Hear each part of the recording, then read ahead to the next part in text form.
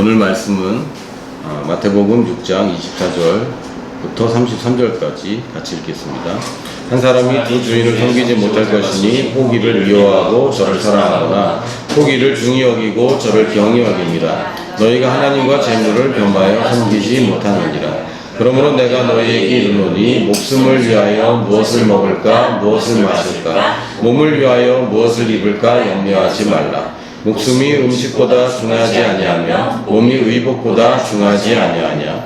공중의 새를 보라. 심지도 않고 거두지도 않고 창고에 모아들이지도 아니하되 너희 하늘 아버지께서 기르시나니 너희는 이것들보다 귀하지 아니하냐. 너희 중에 누가 염려함으로 그 길을 한 자라도 더할 수 있겠느냐. 또 너희가 어찌 의복을 위하여 염려하느냐. 들의 백합화가 어떻게 자라는가 생각하여 보라. 수고도 아니하고 길쌈도 아니하느니라. 그러나 내가 너희에게 말하노니 솔로몬이 모든 영광으로도 입은 것이 그 입고 하나만 같지 못하였느니라.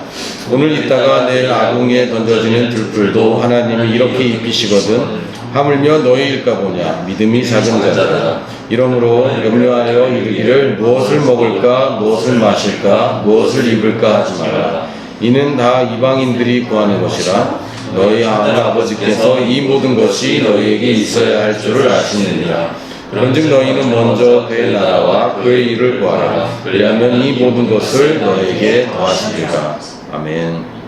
오늘 성경 구절이 좀 길긴 한데 지난주에는 저희가 나한테 왜 이런 일이 벌어지는가, 그래서 그런 일이 생겼을 때 어떻게 대처하는가에 대해서 이야기를 나눴고요.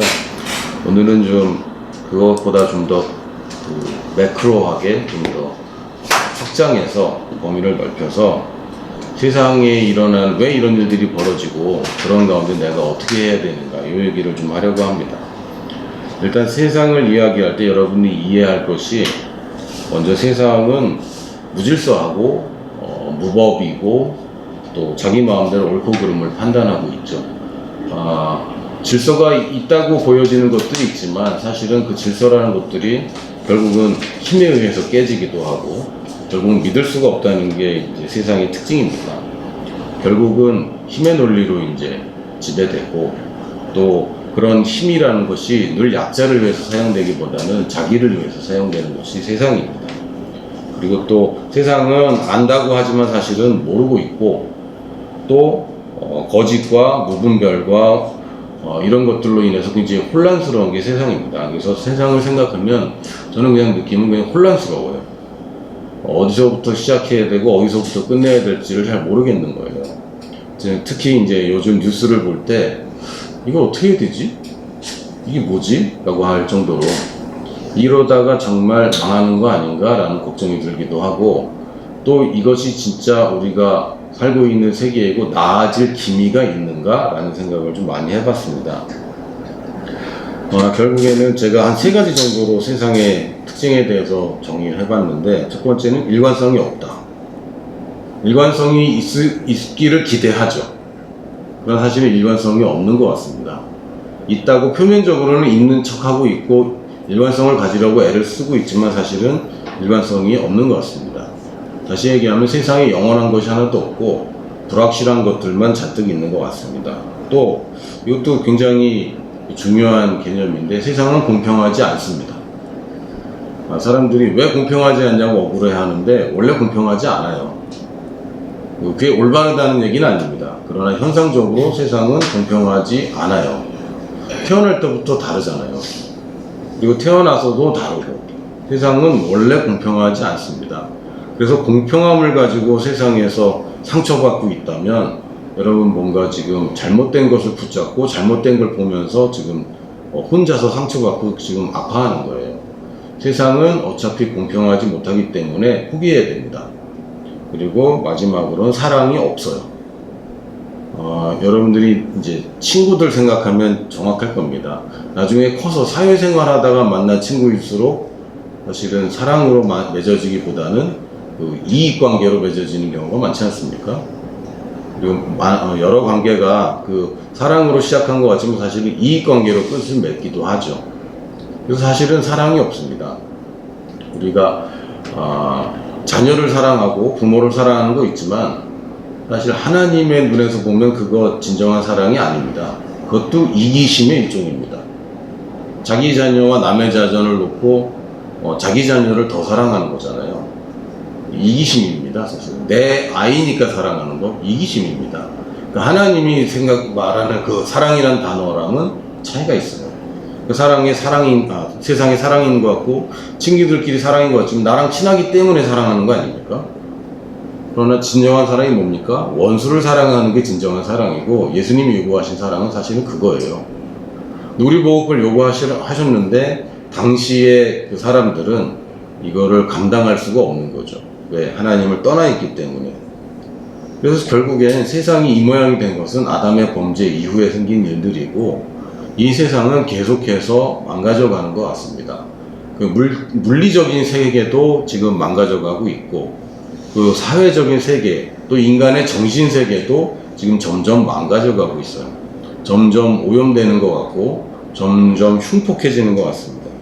그 세상이 정말 좋아지고 있는가? 여러분들은 어떻게 생각하십니까? 세상이 정말 좋아지고 있습니까? 물론 그 통신 기술이 발전해서 예전에는 집집마다 전화가 없던 시절도 있었어요. 저는 그 시절 출신이에요.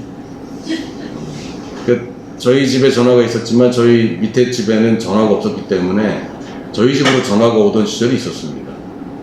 그 시절에 친구들과 만나기가 그러면 약속을 하고 약속을 지키는 수밖에 없었어요. 그런 시절이 있었습니다.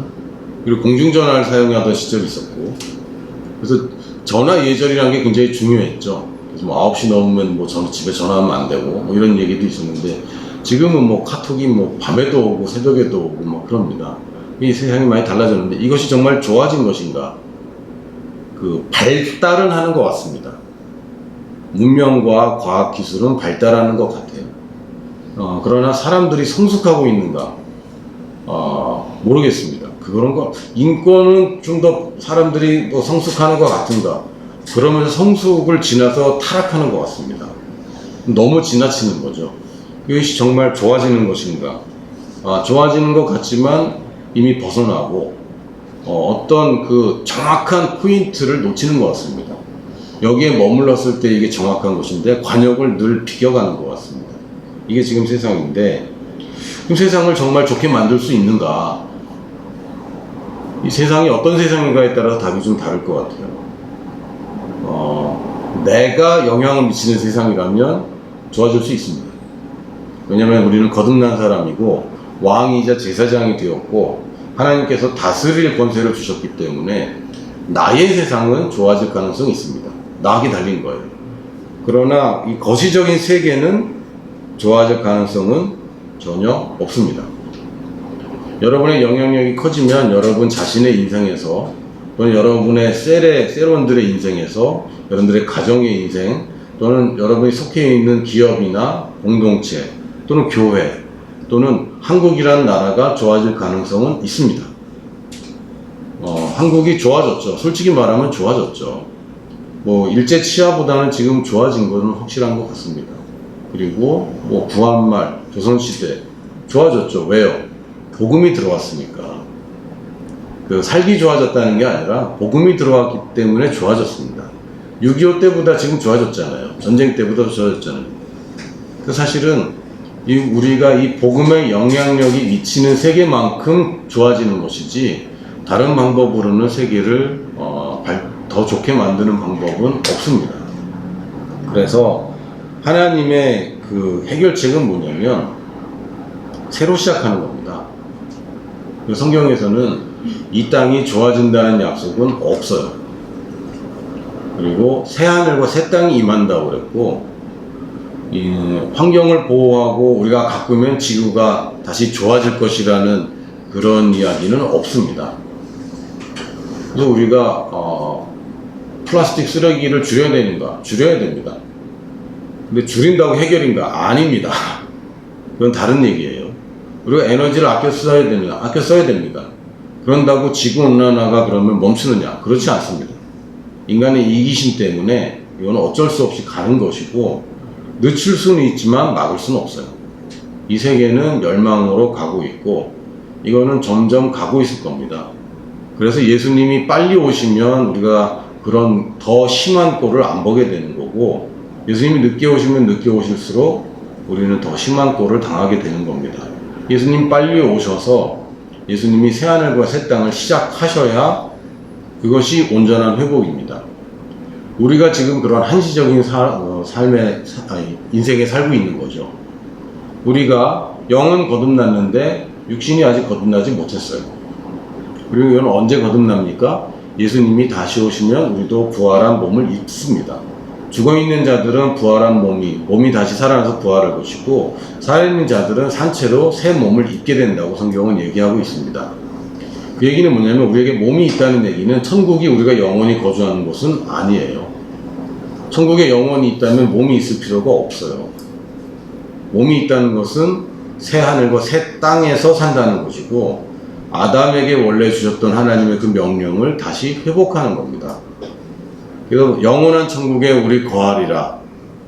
이거를 이제 영원한 천국이냐 영원히 거하느냐에 따라서 이게 맞기도 하고 틀리기도 합니다. 천국이 영원합니까? 영원하죠. 영원한 천국에 영원한 아버지가 영원히 계시느냐? 그럼요. 우리가 거기 가냐? 갑니다. 예수님 오시기 전에 죽으면 거기 갑니다. 그럼 거기 사느냐? 영원히? 그건 아니에요. 그건 아닙니다. 지금 예수님을 모르고 죽은 사람들은 지옥에 갑니다. 그것은 마귀가 거주하는 곳입니다. 예수님이 베드로 전서인가 후서인가 잘 모르겠는데, 기억이 안 나는데, 예수님이 죽으시고 옥에 내려가셨다고 되어 있거든요.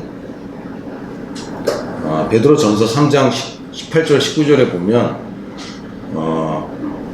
육체는 죽임당하고 영으로는 살리심을 받으셨다라고 하면서 그가 또한 영으로 가서 옥에 있는 영들에게 선포하시니 그러셨어요. 이 옥이 뭡니까? 지옥입니다. 그 지옥이라는 게 땅 밑에 있는 옥이란 뜻이거든요. 예수님이 영으로 죽으셔서 지옥에 가셔서 그 죽어있는 영혼들에게 복음을 전하셨습니다.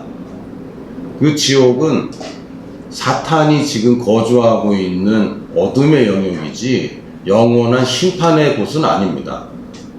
그곳은 언제 무적행, 다시는 돌아오지 못하는 영원한 심판으로 빠집니까? 예수님 재림하시면 영원한 심판이 이르는 거예요. 그래서 지금 죽어있는 사람들은 다 중간 상태에 있습니다. 대기 상태에 있는 거예요. 영원한 심판과 영원한 부활의 그 중간에 대기하고 있는 상태이고, 우리는 지금 그 영원한 것이 시작되는 그 과도기에 우리에게 임무가 있는 것입니다. 그래서 우리 인생의 방향이 무엇이냐면, 정체성을 얘기할 때 가장 중요한 것은 그리스도의 대사입니다. 성경에서 제가 아는 단어들, 또 내가 누구인가를 이야기할 때 가장 정체성을 제대로 정확하게 얘기하는 것은 사실은 그리스도의 대사입니다. 성경에는 이제 사신이라고 표현되어 있는데, 그리스도의 사신이 되어 그분을 대신해서 하는 것, 그러니까 대사인 거죠. 한자어기 때문에 좀 헷갈리긴 하지만 우리가 그리스도의 대사라는 것이 우리의 정체성입니다. 예수님께서도 이 땅에 사실 때 두 가지 일을 하셨습니다. 부분적인 일과 전체적인 일을 하셨어요. 예수님은 이 땅에 사시면서 복음을 전하셨고 불쌍한 사람들 도와주셨습니다. 치유해 주셨고, 먹을 것이 없는 사람에게 먹을 것까지 주셨고, 죽을 뻔한, 바다에 빠져 죽을 뻔한 그 제자들을 풍랑을 잠잠케 하면서 또 살려주셨습니다. 죽은 사람을 살리기까지 하셨어요. 그러나 지구 반대편에 있는 사람들까지 살리진 않으셨습니다. 예수님이 만나는 곳에서, 이분이 사는 곳에서 살면서 마주치는 사람들은 도와주셨습니다. 그러나 전체 인류를 위해서 하신 일은 도와주고 사랑해주고 나눠주고 복음 전하는 일이 아니었고, 십자가에서 죽으시고 부활하시는 일이었습니다. 이 두 가지 일이 예수님의 목적이었어요.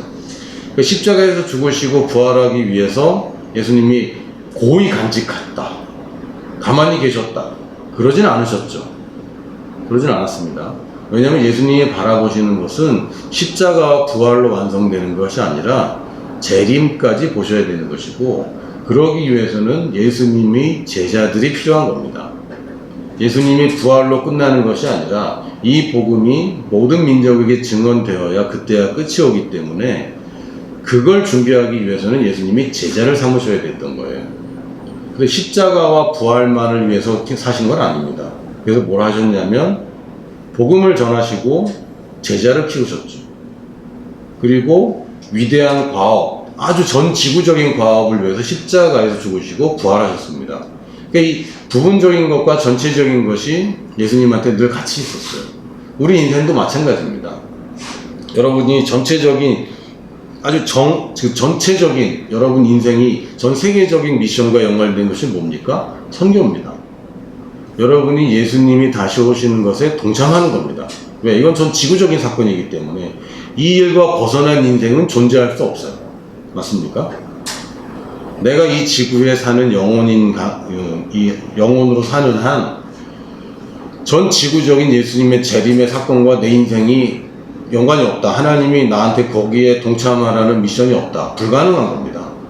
그럼 빨리 갔어야죠, 지금. 여러분은 전 지구적인 이벤트인 예수님의 재림과 새하늘과 새 땅이 임하는 것. 다시 얘기하면 모든 민족에게 복음이 증거되는 것은 여러분들의 가장 큰 과업입니다. 그러나 그것과 더불어서 여러분 삶에서 이루어야 되는 또한 과제들이 있어요. 이게 뭐냐면 영혼을 구원하고 셀을 만들고 제자를 키우는 겁니다. 예수님과 똑같습니다. 예수님이 사시면서 하신 게 뭡니까? 복음을 전하고 영혼들을 구원하고 이들을 훈련시켜서 제자로 키운 겁니다. 그래서 또 제자가 제자를 낳게 만드셨습니다. 그리고 예수님의 전체 지구적인 사역은 뭡니까? 십자가의 죽음과 부활과 재림인 것처럼 우리에게는 예수님의 십자가와 부활이 우리의 미션은 아니에요.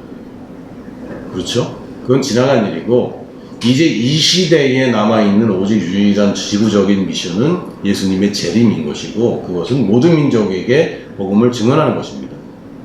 그리고 또 하나는 내가 살면서 나의 삶 가운데 복음을 전하고 사람들을 치유하고 도와주고 사랑으로 섬기고 제자를 삼는 것은 모든 사람에게 주어진 또 하나의 미션입니다.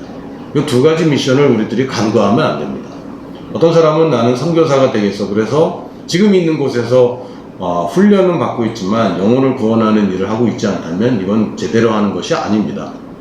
왜요? 선교가 뭘로 시작됩니까? 영혼 구원에서 시작되죠. 복음 증거에서 시작되죠. 학교를 짓는다고 선교가 시작되는 건 아닙니다. 이게 결부되어 있으면서 이것이 미시적으로 거시적으로 달리 보이지만 우리가 이 두 가지 관점을 다 가져야 됩니다. 우리가 성장과 번식은 하나입니다. 많은 사람들이 이거를 구분해서 생각하다 보니까 성장하느라고 애쓰는데 번식은 안 되고 있고 번식은 많이 하고 있는데 사실 내적인 성장이 잘 안 되고 있는데 성장이라는 단어는 사실 성숙과 확장의 합친말입니다. 성장은 뭡니까? 그러니까 나이가 먹는 거죠. 성숙하는 건데 몸은 그대로인데 성숙만 한다. 이거는 장애입니다. 이건 잘못된 거죠. 그러니까 몸도 확장되는 게 성장입니다. 그러니까 성장이라는 것 자체가 내가 안으로 성숙할 뿐만 아니라 바깥으로도 확장되는 거예요. 내가 내면이 하나님의 말씀과 일치되는 것, 내 혼이, 내 생각이, 내 말이, 나의 행동이 하나님의 말씀과 더 싱크되는 것, 이게 성숙입니다. 그리고 그럼으로 인하여 나의 영향력이 점점 확장되는 것, 이게 성장입니다. 성장은 여러분의 내면에 있는 안에 있는 것과 나의 바깥에 미치는 영향력을 같이 봐야 됩니다. 내면적으로는 굉장히 성숙했는데 수도원에서 혼자 살아서 영향력이 없다. 이거는 올바른 성장이 아니죠. 또한 번식은 뭐냐면 복제만 하는 것은 번식이 아닙니다. 나와 같은 사람을 만들고 이 사람을 나와 같은 수준으로 끌어올려주는 거죠. 전도에서 영혼을 구원한 영혼을 잘 키워야 됩니다. 이걸 전도랑 목양이라고 부르는데 결국은 확장하면 결국은 여기서 나와 같은 사람 영향력 때문에 나를 닮고 싶은 사람이 생길 수밖에 없고 이 사람을 양육하면 이 사람이 성숙하게 되고 이게 이제 뱅글뱅글 도는 거예요.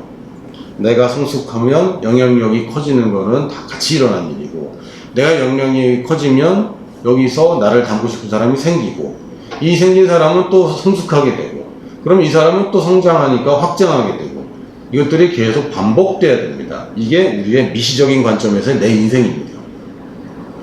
이것은 여러분들이 특히 여러분이 집중해야 될 것은 사실은 확장입니다. 특히 교회를 오래 다니고 또 헌신된 사람들이 잘 못하는 분야 중에 하나가 확장인데, 왜냐하면 자기가 뭘 하는 것은 참 열심히 하고 자기 인생에 대한 생각은 많아요. 그러나 이것은 사랑이 아닙니다. 이건 이기심입니다.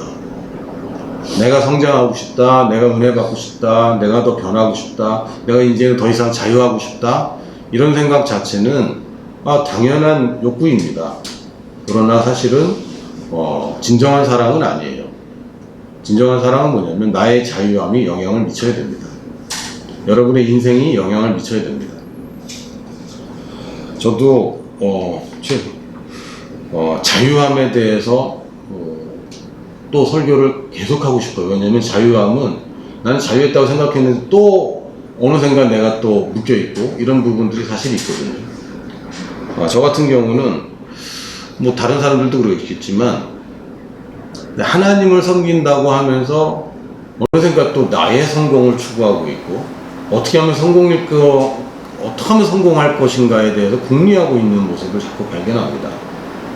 그런데 어떻게 하면 하나님의 인도를 받을까는 이건 맞는 거예요. 어떻게 하면 하나님 예비한 길을 발견할까, 이건 맞는 겁니다. 근데 하나님은 싹 사라지고 어떻게 하면 성공할까를 지금 막 고민하고 있거든요. 어떻게 하면 이 조직에서 나는 잘 해낼 것인가, 어떻게 하면 사람들한테 인정을 받을 것인가, 어떻게 하면 돈을 벌 것인가, 이런 고민들이 벌써 내가 주인 자리에 앉아 있는 거예요. 이거는 나의 올바른 정체성이 아닙니다. 그리스도의 대사는 그리스도를 대표하는 게 정체입니다. 그러니까 여러분은 예수님과 같은 멍에를 지고 가는데 이 멍에를 벗어버리면 그때부터 오류가 생기고 여러분들이 자유함을 잃어버리게 됩니다.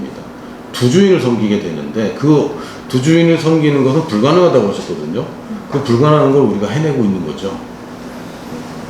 동시에 두 주인은 못 섬겨요. 이 주인 섬겼다, 저 주인 섬겼다 열심히 빠르게 하고 있는 거죠. 그러면 거의 두 주인을 섬기는 것과 동일한 효과인데, 많은 사람들이 하나님 섬겼다가 다른 주인 섬겼다가 이런 식으로 계속 왔다리 갔다리 합니다. 이러니까 사실은 왜 기도응답이 안 돼요? 왜 내 인생이 안 풀려요? 대부분의 문제는 여기 있습니다.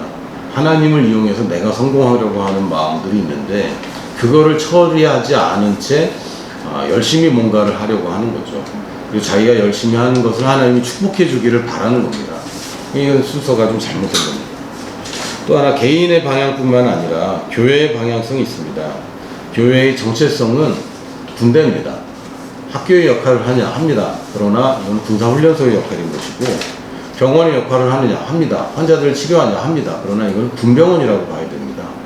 병원에서 치료하고 환자를 그냥 이제 안녕히 가세요, 이렇게 그 서비스를 해주는 병원이 아닙니다.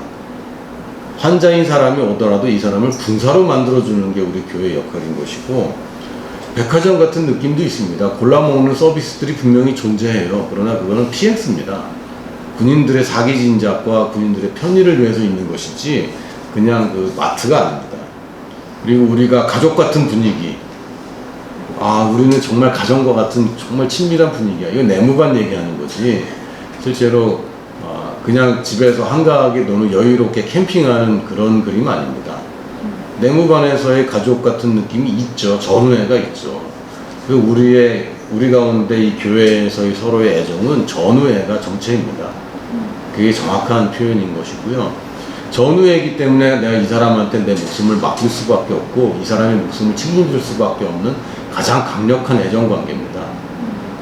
그리고 가정에 있는 애정이 굉장히 중요하긴 합니다. 그러나 실제로 가장 끈끈한 관계는 전우애입니다. 그래서 전쟁이 나면요, 실제로 이제 전쟁을 경험한 사람들의 증언에 따르면 내가 총알이 빗발치는데 돌진할 수 있는 건 그 이유는 딱 하나밖에 없다는 거예요. 총알이 막 오는데 돌격을 할 때 돌격할 수밖에 없는 건 이유가 단 하나입니다. 대장이 명령해서 가는 게 아닙니다. 누가 명령해도 내 목숨이 중요한데 내 전우가 죽는 걸 보면 사람이 눈이 뒤집히는 거예요. 내 전우가 총에 맞으면 그때부터는 이 사람이 이성을 잃습니다. 그리고 총알이 날라오든 돌격을 할 수 있게 되는 거죠. 그게 전쟁의 실체라고 합니다. 그러니까 내 뒤에 있는 내 가족들을 생각해서 돌격한다. 그것도 있긴 있대요. 그러나 가장 큰 거는 내 전우 때문에 나의 죽음을 무릅쓰게 된다고 얘기합니다. 이게 사실은 가장 강력한 저는 애정관계 같아요. 그래서 이 군대에 사는 일은 두 가지를 하는데, 훈련과 또한 사기 진작을 위해서 우리가 애를 씁니다. 군대에 사는 일은 두 가지예요. 가혹하게 훈련을 하지만 또 사기를 위해서 맨날 삼국지 같은 데 보면 술과 고기를 베풀고 막 이렇게 하죠. 물론 교회에서 술과 고기를 베풀지 못하지만 포도주와 떡은 베풉니다. 우리가 이따 성찬식을 할 텐데, 우리 이제 조그만 요거 먹는데 사실은 이거 예전에는 요 정도 먹은 건 아니고 식사를 같이 했죠. 그래서 이 사기 진작을 위해서도 충분히 합니다. 군대에서도 하나님이 맨날 너 나가서 싸워서 이기고 죽기까지 충성하라 그런 얘기만 하시는 건 아니에요. 그렇다고 또 미션을 위해서 우리를 전쟁터에서 총알바지로 내몰려고 사랑해 뭐 이렇게 하시는 것도 아니에요. 이건 그냥 같이 있는 겁니다. 군대도 조직이고 사람들이 사는 거기 때문에 사람들의 행복을 추구하는 것 자체는 존재하는 겁니다. 그래서 교회에 오면 아늑한 분위기가 돼야 되고, 또 좋은, 이거 지금 여러분 셀 얘기하는 겁니다. 여러분이 교회를 셀을 개척한다면 당연히 좋은 분위기가 돼야 됩니다. 그러나 오냐오냐 해주고 좋은 분위기만 된다면 그건 교회는 아니에요. 훈련이 돼야 됩니다. 그래서 그냥 겨우겨우 모셔오는 수준에 있는 것, 거기 머물러 있는 것은 교회나 셀의 역할이 아닙니다. 이제는 셀을 섬기기 위해서 작은 거 하나씩 임무를 맡는 게 이제 훈련이 되는 거죠. 여러분들이 군대 갔다 온 친구들이 있는데 이등병 가면 할 줄 아는 게 거의 없거든요. 그래도 뭔가를 맡죠. 하나씩 맡게 됩니다. 작은 일부터 중요한 일까지. 그래서 처음부터 우리는 새신자가 올 때부터 맡기는 겁니다. 아주 작은 일부터. 예를 들면 뭐 방석을 깐다든지 뭐 방이 있는 데서 모인다면 그런 거 할 수 있는 거예요. 그거 담당이 되는 겁니다. 어떤 경우에는 성찬식을 준비하는 거, 오늘 몇 명이 올까를 예측하고 그거보다 하나 더 많게 만드는 거, 이렇게 하면서 이 새신자를 훈련시키는 겁니다. 그럼 새신자는 우리 셀은 누가 오도록 되어 있는 거구나 라는 것을 계속 자기도 모른 채 배워가는 거죠. 또는 말씀을 타이핑하는 거를 시킨다든지 뭐 여러 가지로 오자마자 이 셀에 기여하도록 해줘야 됩니다. 저도 잘 못하는 것 중에 하나인데, 왜냐하면 제가 다녔던 교회들도 이렇게 하는 교회는 거의 없는 거예요. 그러나 여러분이 누군가를 이제 전도하고 2명이서 혹은 3명이서 만날 때도 처음부터 이 사람이 기여를 하게 해주는 게 훨씬 좋습니다. 그리고 또한 그렇다고 군대가 그냥 우리끼리 훈련하고 우리끼리 친교하고 그런 것으로 끝나는 것이 아니라 우리는 영토 확장이 우리의 목적입니다.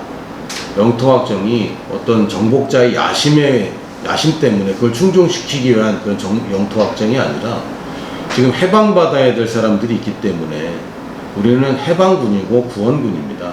그래서 포로된 자들이 있기 때문에, 사탄에게 눌린 자들이 있기 때문에 우리의 영토 확장은 곧 영혼 구원입니다. 그래서 우리는 영토 확장이 목적입니다. 그래서 쉽게 얘기하면 우리가 지금 여기서 하는 일들은 전도하고 셀 만들고 제자를 만들어서 파송하는 겁니다. 물론 여러분이 파송받을 수도 있고 다른 사람을 파송할 수도 있습니다. 그럼 파송받은 그 사람이 거기 가서 또 전도하고 셀을 하고 제자를 만들고 파송하는 겁니다. 그래서 우리가 복붙을 할 때 이 파송까지 복붙을 해야지, 많은 경우가 전도 셀 제자까지 복붙을 하거든요. 그러면 안 되죠. 그래서 우리 교회의 정체성은 보내는 교회입니다. 그러니까 우리 교회 네이밍이 따라가는 한 우리는 보내는 것을 실천하는 교회이고 늘 부담을 갖고 있어야 돼요. 우리가 지금 모이기에 힘쓰고 있는데 하면서 다음에 누굴 보내지?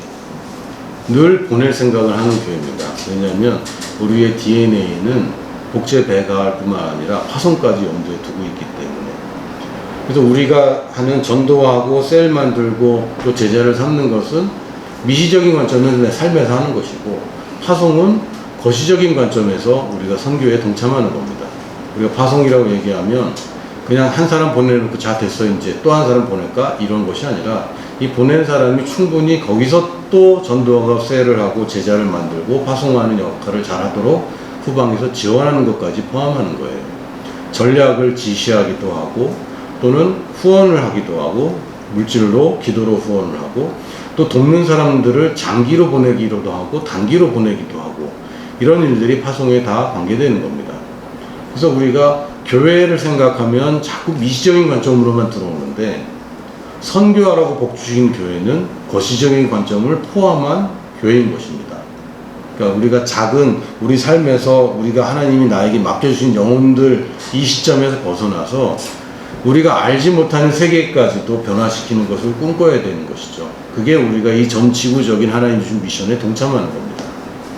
여러분들도 이 가운데서 여러분들의 역할을 찾아야 됩니다. 미시적인 거는 간단합니다. 전도 대상자를 정하는 거예요. 지금 당장 세 사람을 정하십시오. 그냥 떠오르는 사람 세 사람을 정해서 이 사람들을 한 3달, 최소한 3달, 이제 9, 10, 11, 12니까 4개월 동안 이 사람들을 포기하지 않고 끈질기게 연락하고 만나는 겁니다. 여러분들의 친하지만 잘 못 만나는 사람 말고 자주 만날 수 있는 사람으로 전도대상자를 3사람을 정하세요. 그리고 시작하는 겁니다. 이 사람들에게 관심을 갖고 기도하기 시작하는 겁니다. 영원히 이 사람들 붙잡으라는 얘기 아닙니다. 여러분의 가족은 영원한 책임이 있습니다. 가족은 끊어지지 않는 연결이기 때문에 여러분이 이 땅에 사는 동안은 책임이 있습니다. 여러분 가족 중에 구원받아야 할 사람이 있다면 계속 기도해야 됩니다. 그리고 계속 전도해야 됩니다. 그러나 지금 그것이 아니고 여러분의 전도 대상자를 정할 때는 텀을 두고 정하세요. 왜냐면 여러분들의 인생을 그 3사람한테 계속 전도했는데 안 믿는 그 사람한테 여러분의 인생을 낭비할 수 없습니다. 예수님도 뭐라고 그랬냐면 전도를 보내실 때 안 받아들이면 털어버리고 다른 데로 가라 이렇게 말씀하셨어요. 몇 번 하라고 하셨냐면 딱 한 번만 하라고 하셨어요. 예수님은. 근데 우리가 그럴 수는 없고 그래도 아는 사이인데 올해 말까지 4개월 동안 한번 여러분 정해서 해보시길 바랍니다. 이걸 실천하는 거예요. 어디까지 바라보고 파송까지 바라보고 우리가 셀을 하면 파송까지 바라본 셀을 만드는 겁니다. 자, 오늘 말씀 이렇게 마치고요. 혹시 유튜브를 하시는 분들한테 광고를 하나 드리면 여러분들이 시청한 소감을 댓글에 남겨주시면 제가 추첨을 해서 선물을 드리도록 하겠습니다.